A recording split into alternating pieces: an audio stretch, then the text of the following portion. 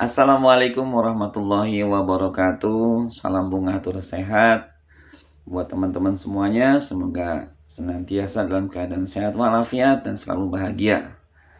Jumpa lagi bersama saya Teguh Hendry, trainer sekaligus terapis dari terapi kabuyutan Nabawa Datala, yang senantiasa kita mengupas atau juga menyampaikan keilmuan dari terapi kabuyutan Nabawa Datala. Hari ini kita berkesempatan kembali mengenal, memahami, mengetahui sistem dan fungsi organ. Dan hari ini memang organ yang luar biasa vital dalam tubuh kita, yakni organ liver, ya. Secara pasti alam dan pasti budayanya, bagaimana peran dan fungsi di dalam tubuh kita, termasuk organ yang paling banyak kerjanya, ya, di dalam tubuh kita. Nah, organ liver ini, ya, memiliki peran yang sangat penting dalam menjaga kesehatan tubuh dengan peran dan fungsi-fungsi lainnya. Nah, kita tahu letak liver di dalam tubuh kita itu terletak di bagian kanan atas rongga perut, tepat di bawah diafragma dan di atas lambung serta usus. Sebagian kecil juga meluas ke bagian kiri atas perut. Organ ini termasuk organ internal yang terbesar di dalam tubuh manusia. Nah, liver secara makroskopis terbagi menjadi dua lobus, ya. Dua lobus utama, yaitu lobus kanan, ya, merupakan bagian terbesar dari liver, terletak di bawah tulang rusuk kanan. Yang kedua, lobus kiri yang lebih kecil dari lobus kanan memanjang ke arah kiri, melintasi garis tengah tubuh. Nah, fungsi liver itu sendiri, ya, sangat luar biasa bagi tubuh, bagi kesehatan secara keseluruhan. Fungsi hati mulai dari menghancurkan racun di dalam darah, menghasilkan protein, hingga membantu proses pencernaan. Namun, tidak hanya itu, ya. Fungsi hati lainnya, ya, dan memang dia termasuk organ yang luar biasa banyak kerjanya, ya. Pertama, dia menghancurkan sel darah merah dan pembentukan darah yang baru. Kemudian membersihkan darah, memproduksi protein, metabolisme protein, kemudian juga dia menyimpan nutrisi, memproduksi cairan empedu dan energi, kemudian juga memproduksi kolesterol dan juga hormon.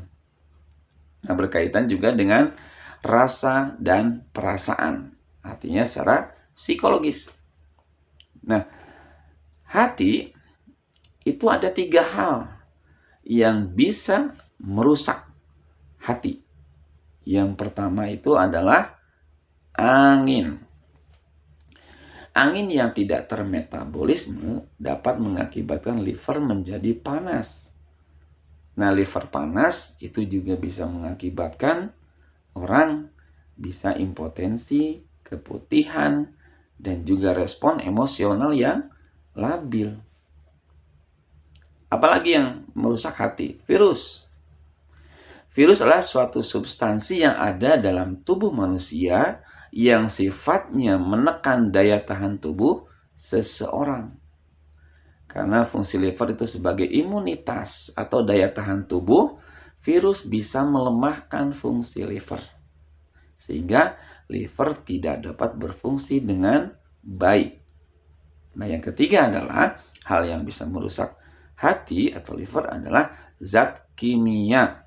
Adalah substansi sintesis atau buatan yang dibuat untuk menyerupai zat tertentu yang dibutuhkan. Nah, zat kimia itu diserap di lambung bagian tengah, kemudian dialirkan ke liver melalui vena porta untuk dilakukan proses detoksifikasi. Nah, tingkat zat kimia yang tinggi itu akan merusak fungsi liver. Nah, apa saja sih gangguan-gangguan atau keluhan yang terjadi pada tubuh manusia apabila liver ini terganggu, ya?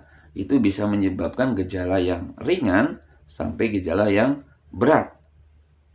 Nah, beberapa hal atau juga keluhan yang terjadi apabila liver kita terganggu. Contohnya, kulit dan mata yang menguning. Kemudian mudah lelah dan juga lemah. Mual dan juga sering muntah. Perut terasa kembung atau nyeri di bagian kanan atas. Urin juga berwarna gelap. Tinja berwarna pucat. Gatal-gatal pada kulit. Kemudian juga pembengkakan perut dan kaki akibat penumpukan cairan. Memar atau pendarahan yang mudah karena gangguan pembekuan darah. Kemudian juga penurunan berat badan yang tanpa sebab yang jelas. Itu beberapa hal dari keluhan yang terjadi bila mana liver kita terganggu. Ya, penting bagaimana kita bisa menjaga kondisi liver kita secara sehat. Nah, liver bekerja terutama di saat-saat kita pernah membahas dalam pola tidur. Ya, harapannya jam 10 malam kita sudah tidur dan jam 11 sampai jam setengah 3 pagi itu dalam keadaan posisi tidur pulas, dan saat itulah liver bekerja sesuai dengan fungsi pekerjaannya. Nah, bagaimana secara pasti budayanya liver itu? Nah, liver itu secara pasti budaya perlambang atau melambangkan spiritual atau keyakinan. Nah, perlambang dari spiritual atau keyakinan adalah koordinasi ilmu. Nah, angin secara budaya ya, contoh nih angin dalam kehidupan, desas-desus atau perkataan seseorang yang belum tentu kebenarannya.